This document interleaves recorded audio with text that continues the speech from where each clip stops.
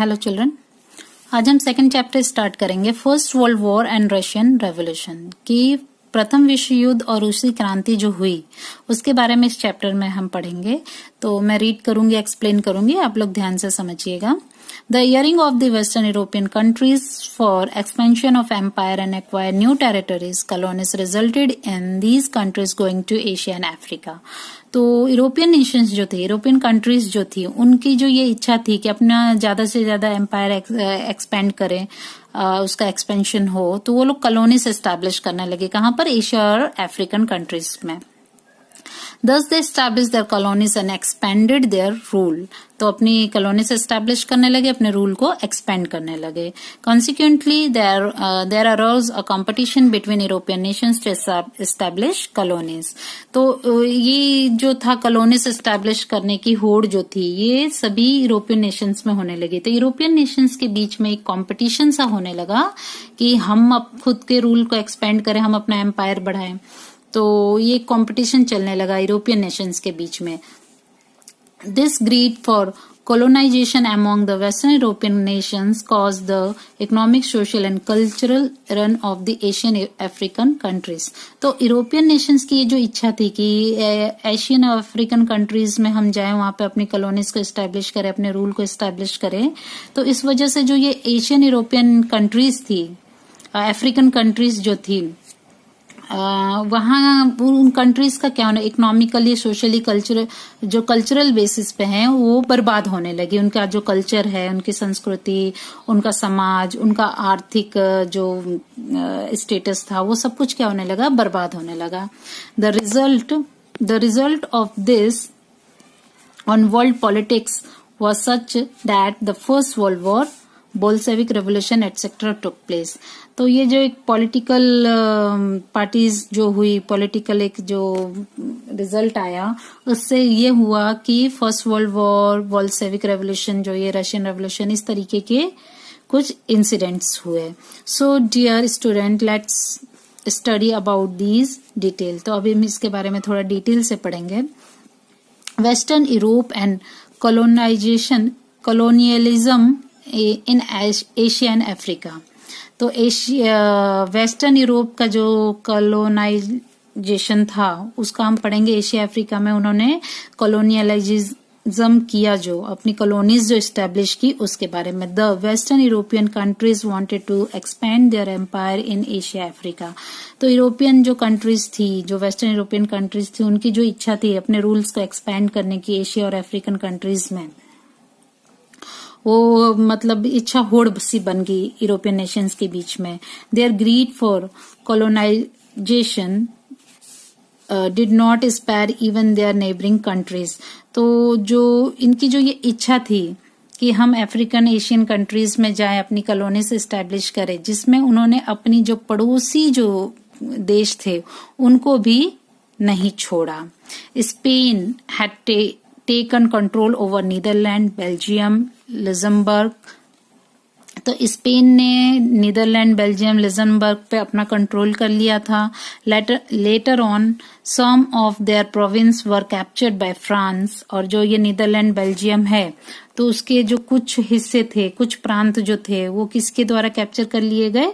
France के द्वारा। मतलब कुछ पे तो स्पेन ने कैप्चर कर रखा था, अपना कंट्रोल कर रखा था, और कुछ फ्रांस ने ले लिए। When the Portuguese king died without an heir, Portugal came under the rule of Spanish king because of his blood relation। अब जैसे कि स्पेन का जो ब्लड रिलेशन था पुर्तगाल के साथ, तो जब पुर्तगाल के राजा की डेथ हो गई और कोई उनका वारिस नहीं था, तो वहां पर किसका रूल चलने लगा? स्पेन का। इस वजह से भी क्योंकि उनका वहां पर ब्लड रिलेशन था। So for 6 decades the monopoly of establishing colonies in non-European countries was with Spain। तो 6 दशक तक ऐसा हुआ कि जो वहां पर किसका एकाधिकार था? स्पेन का ही। तो जो भी कंट्रीज थी वहां पर decades the monopoly of establishing colonies in non-European countries was with Spain। तो वो जो कंट्री थी जिनको जिन पर यूरोपियन नेशंस का भी रूल कॉलोनीज नहीं स्टैब्लिश की गई थी, वो किनके साथ थी? स्पेन के साथ हो गई थी। Similarly Italy and German states become the victim of the greed of France and Austria. तो जो फ्रांस और ऑस्ट्रिया की ये लालच थी कि यूरोपियन नेशंस की, जैसे हमने देखी कि ये लालच थी कि वो खुद का रूल एक्सपेंड करे, तो उसका शिकार इटली और जर्मनी भी बने।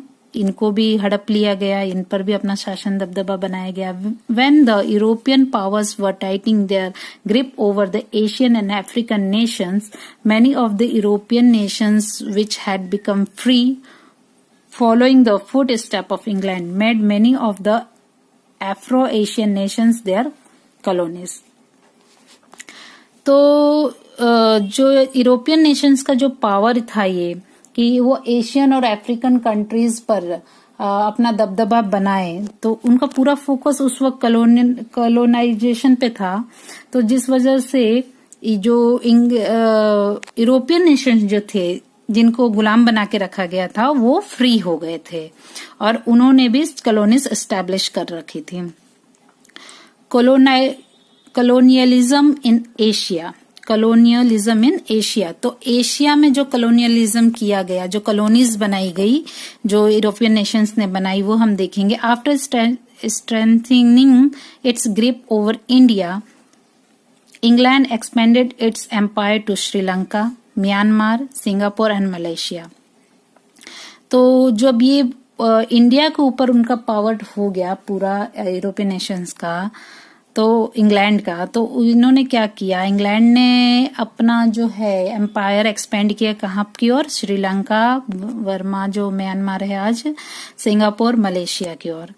इंग्लैंड एंटर्ड चाइना ऑल्सो, वो चाइना की तरफ भी बढ़ा, वहां उसको कैप्चर करने के लिए भी। But due to the opium trade between England and China, there were wars which came to be known as Opium War in history। तो चाइना और इंग्लैंड के बीच में एक ओपियम वॉर हुआ था। उनके बीच में ओपियम, ये जो अफीम होती है, उसका ट्रेड होता था।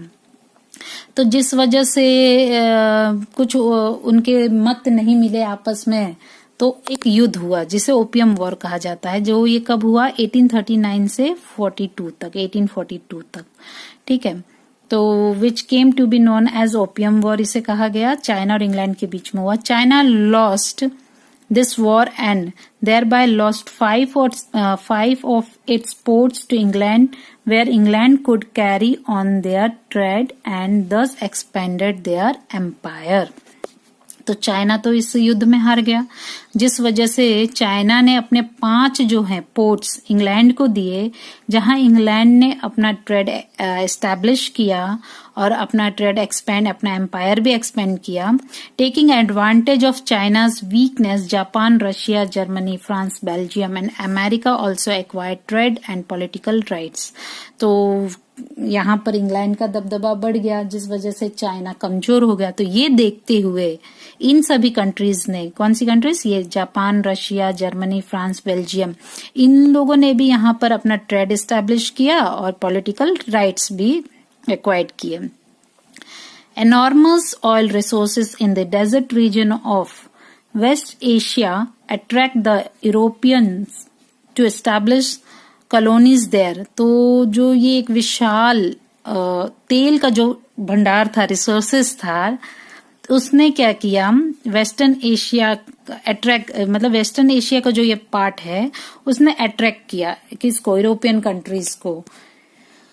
तो यूरोपियन कंट्रीज जो है, England, Germany, France and America establish oil companies in Iran, Iraq, Kuwait, Saudi Arabia and Bahrain and made effort to take care of their own interest. तो ये जो यूरोपियन नेशंस थे, England, Germany, France, America, इन्होंने एक तेल company वहां पे establish की, ऑयल कंपनी वहां पे एस्टैब्लिश की ईरान, इराक, कुवैत, सऊदी अरब, बहरीन में, और ज्यादा से ज्यादा यहाँ अर्न करने की कोशिश की कि हम ज्यादा से ज्यादा यहाँ पैसे कमा सकें। कॉलोनियलिज्म इन अफ्रीका, अभी हमने कॉलोनियलिज्म देखा एशिया में कि किस तरह एशियन जो कंट्रीज थी उनको कैप्चर कर लिया गया, किन कंट्रीज, यूरोपियन कंट्रीज ने कैप्चर किया। अब हम देखेंगे जो अफ्रीकन कंट्रीज हैं उसको किस तरीके से कैप्चर किया गया और किन यूरोपियन नेशंस ने किया? The Dutch established its colony for the first time at the end of 15th century in South Africa. तो साउथ अफ्रीका में डच ने पहली बार 15th सेंचुरी के एंड में वहां पर अपनी कॉलोनी स्टैब्लिश की थी. कहां पर? साउथ अफ्रीका में. After the end of 15th century. After that, England and France established their colony in Cape and Algeria in North Africa. Products post industrial revolution. तो जो इंडस्ट्रियल एक रेवोल्यूशन हुआ था उसके बाद यहाँ पर इंग्लैंड और फ्रांस ने कैप और अल्जीरिया के जो नॉर्थ अफ्रीका में है वहां पर अपनी कॉलोनी से एस्टैब्लिश की. The vast province of Africa seemed quite suitable for acquiring raw material and selling ready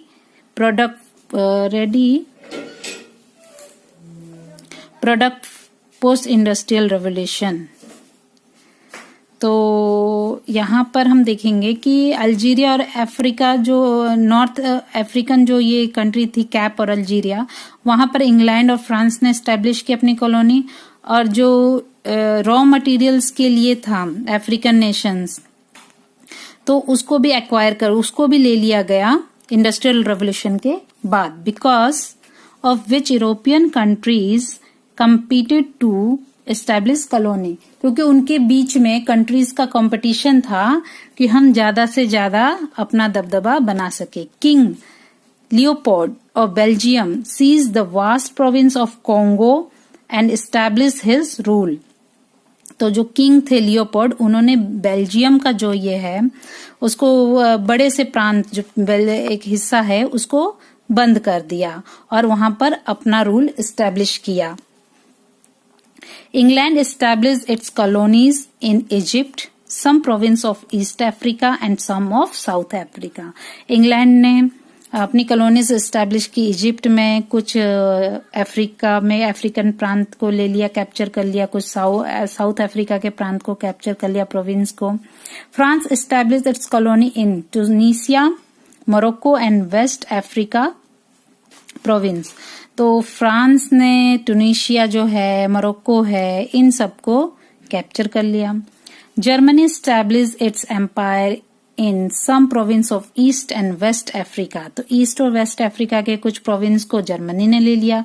Italy capture the African province around the Red Sea. तो अफ्रीकन जो प्रोविंस था वहां पर रेड सी के पास इटली ने कैप्चर कर लिया. Spain and Portugal also seize some province. Spain और पुर्तगाल ने कुछ प्रांत को भी सीज कर दिया था अफ्रीका के. A conference for the European nation was held in Berlin 1884 to 85 in the midst of the competition to establish colonies. तो जो ये कॉलोनीज एस्टेब्लिश करने की एक कंपटीशन चल रही थी, उसी बीच क्या किया यूरोपियन नेशन ने? कॉन्फ्रेंस किया. तो इस कॉन्फ्रेंस में इन्होंने कुछ डिक्लेयर किया जो हम आगे देखेंगे. जो ये कॉन्फ्रेंस कब हुआ था? 1884-85 में. Different African territories were divided among the European nations at the end of conference. तो डिफरेंट अफ्रीकन टेरिटरीज जो थी उसको डिवाइड कर दिया गया यूरोपियन नेशंस के बीच में ये कॉन्फ्रेंस के बाद. दस the colonial dominance of different European Nations was establish over the entire Africa. तो पूरे अफ्रीका में ये कॉलोनियलिज्म जो चला उसका दबदबा हो गया पूरे यूरोपियन नेशंस का. While on one hand the greedy European nations were trying to colonize various Asian African territories. On the other hand, Germany and Italy had completed the process of its respective political unification. तो जहां ये चल रहा था, एक लालच चल रहा था यूरोपियन नेशंस के बीच में कि एशिया और अफ्रीका के प्रोविंस को, टेरिटरीज को कैप्चर कर ले, वहीं पर दूसरी ओर हम देखें तो जर्मनी और इटली का एक क्या हो गया था? पॉलिटिकल राजनीतिक एकीकरण हो गया था. Thus, the unified Germany plunged into the competition of industrialization, commercialization and colonization. तो कॉलोनाइजेशन हो गया, ठीक है। ये जो एकीकरण हुआ जर्मनी का और इटली का, तो औद्योगिक रूप से वो लोग समृद्ध हुए, कमर्शियल रूप से भी, ठीक है। thus these quickly changing global phenomena has exploited some of these countries politically, economically and socially, due to which their development of stop. This had led to the first world war. तो ये जो था कॉलोनियलाइजेशन जो चल रहा था, ये जो ग्लोबल फिनोमिना हुआ जिसने कि कुछ कंट्रीज को बढ़ने से रोक दिया, उनका सोशल, इकोनॉमिकल, पॉलिटिकल जो डेवलपमेंट था इसको स्टॉप कर दिया गया। और यही जो है फर्स्ट वर्ल्ड वॉर का कारण बना।